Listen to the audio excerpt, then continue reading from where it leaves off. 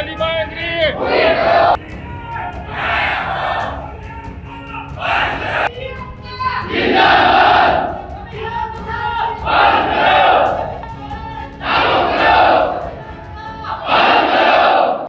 ગુજરાત રાજ્યના village computer entrepreneur એટલે કે VCE કર્મચારીઓએ જે ગ્રામ પંચાયતોમાં કામ કરતા કોમ્પ્યુટર ઓપરેટરો છે તેમણે આજે સત્યાગ્રહ છાવણી ખાતે ધરણા પ્રદર્શન કર્યું, જેમાં ભાઈઓ સાથે બહેનો પણ કામ કરતી હોય છે.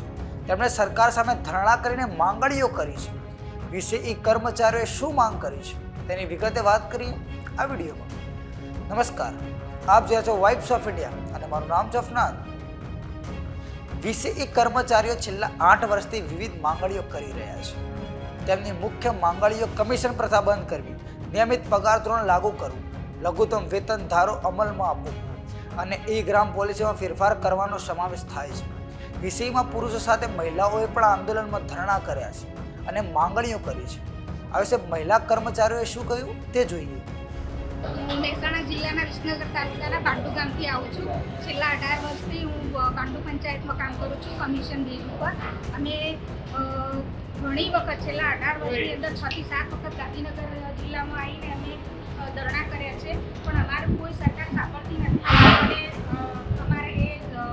અમારી માંગો પૂરી કરવા માટે અમે ઘણી વખત અહીંયા આવ્યા અને અમારું સરકાર સાંભળતી નથી. અમે કમિશન બેઝ ઉપર જ અમને રાખ્યા છે અને કમિશનમાં પણ વધારો કર્યો નથી અને પગાર પણ આપતી નથી. પગાર આપવા માટે અમે આ બધા ધરણા કર્યા છે અને અમારું સરકાર પૂરું કરે એના માટે અમે આ ધરણા કર્યા છે. બેન, શું માંગ છે આપણી? અમારી માંગ એ છે કે કમિશન પ્રથા નાબૂદ કરે અને અમને એક ફિક્સ વેતન આપે. અમે છેલ્લા 18 વર્ષથી આ ગ્રામ પંચાયતમાં ફરજ નિભાવીએ છીએ, તો અમારી માંગ એ છે કે સરકાર અમને ન્યાય આપે. બેન, આપની કઈ માંગ છે? નવસારી જિલ્લાથી આવે છે. અમે 8 વર્ષથી કરીએ છીએ, હજુ બી કમિશન પ્રથામાં જ રહીએ છીએ. સરકાર અમને ન્યાય આપે, કમિશન પ્રથા હટાવે અને ફિક્સ વેતન મંજૂર કરે. બેન, હવે જો આ તમારું આંદોલન આજના દિવસ પછી આગલું આયોજન શું છે?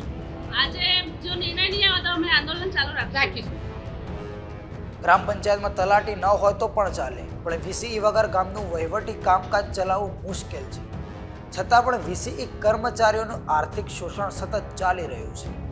આંદોલન દરમિયાન પોલીસે તમામ VCE કર્મચારીઓની અટકાયત કરી હતી. હવે જોવાનું રહેશે કે VCE કર્મચારીઓની માંગ પૂરી થશે કે નહીં. હવે તમારું શું કહેવું છે અમને કોમેન્ટ કરીને જણાવજો અને જોતા રહો વાઇબ્સ ઓફ ઇન્ડિયા. આભાર.